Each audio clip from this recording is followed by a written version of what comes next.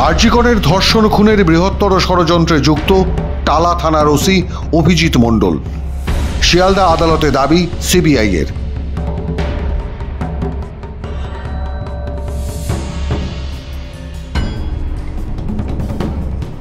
পালিয়ে বেরিয়েছিলেন রাজ্যের বেসরকারি হাসপাতালে। দাবি ছিল যে কোনো মূল্যে ভর্তি করুন স্যার। কলকাতা শহরের 5টি বেসরকারি হাসপাতালের চিকিৎসকরা টালা থানার ওসির স্বাস্থ্য পরীক্ষা করবার পর জানিয়েছিলেন ভর্তির কোনো কারণই নেই। চিকিৎসা বিজ্ঞান অনুযায়ী ফিট অ্যান্ড ফাইন টালা থানার ওসি অভিজিৎ মণ্ডল। সরকারি হাসপাতালেও ভর্তি হতে পারছিলেন না। পাছে জুনিয়র ও সিনিয়র ডাক্তাররা জেনে ফেলেন তিনি বেদম সুস্থ। ততদিনে অবশ্য টালা থানা থেকে সরিয়েও দেওয়া হয়েছে তাকে, এবং টালা থানার ওসিকে বাঁচাতে মন্তব্যও করেছিলেন রাজ্যের মুখ্যমন্ত্রী তার 9 তারিখের নবান্নের প্রশাসনিক বৈঠক থেকে। হুমকি দিয়েছিলেন সেই সব বেসরকারি হাসপাতালগুলিকে। ইভেন কয়েকটা প্রাইভেট হসপিটাল, আমি শুধু অডাসিটি দেখলাম সেদিনকে, 4টে নাম আমার কাছে আছে।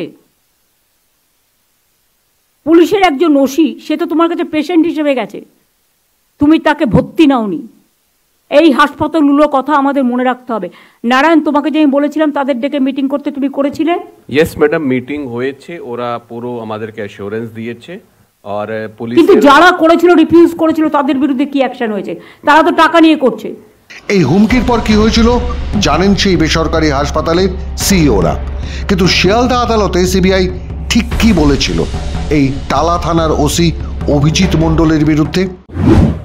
সকাল 10:03 খবর পেয়েও প্রায় 1 ঘন্টা কাটিয়ে 11টার পর ঘটনাস্থলে পৌঁছেছিলেন ওসি। চিকিৎসকরা মৃত বলার পরও জেনারেল ডায়েরিতে উল্লেখ আরজিকরের চেস্ট মেডিসিনের সেমিনার রুমে অচৈতন্য পিজিটি পড়ে আছেন।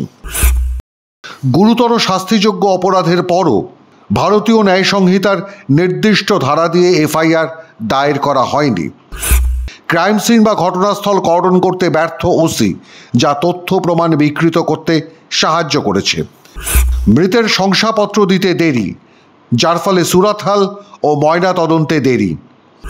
সকাল 10:03 খবর পাওয়া, দুপুর 2:55 হাসপাতাল কর্তৃপক্ষের কাছ থেকে লিখিত অভিযোগ পাওয়ার পরও রাত 11:30টার পর অস্বাভাবিক মৃত্যু মামলা দায়ের। আইন মেনে ক্রাইম সিন থেকে সংগৃহীত জিনিসপত্র সিল করার গোটা প্রক্রিয়ার ভিডিওগ্রাফি করতে ব্যর্থ। পরিবার দ্বিতীয়বার ময়নাতদন্ত করতে চাওয়ার পরও তড়িঘড়ি দেহ সৎকার করতে সাহায্য করা। ধৃত সিভিক ভলেন্টিয়ার সঞ্জয় রায়ের জামাকাপড় সিজ করতে অপ্রয়োজনে 2 দিন সময় নষ্ট করা। সম্ভাব্য অপরাধীদের সঙ্গেই ষড়যন্ত্রের অংশ হয়ে তদন্তকে বিভ্রান্ত করা। গুরুত্বপূর্ণ নথি প্রমাণ বিকৃত করতে সাহায্য করা। জেরার সময় তদন্তে অসহযোগিতা এবং বিভ্রান্তিমূলক বয়ান দেওয়া। আদালতে এই 1 ডজন অভিযোগ জানিয়ে সিবিআইয়ের দাবি, এটা ঠিক, টালা থানার ওসি সরাসরি ধর্ষণ ও খুনের ঘটনায় যুক্ত নন, কিন্তু তথ্য প্রমাণ লোপাট এবং বিকৃত করার ষড়যন্ত্রে যুক্ত, যা কোনো বৃহত্তর ষড়যন্ত্রের অংশ হতে পারে। সিবিআই সূত্রে জানা গেছে আরজিকরের প্রাক্তন অধ্যক্ষ ও টালা থানার ওসিকে জিজ্ঞাসাবাদ করে আরও 4 পুলিশ কর্তাকে সমন পাঠিয়েছে সিবিআই। জিজ্ঞাসাবাদও চলছে, তবে তারা কারা সে নাম এখনও জানাতে অনিচ্ছুক সিবিআই কর্তৃপক্ষ। মাধ্যম ব্যুরো রিপোর্ট।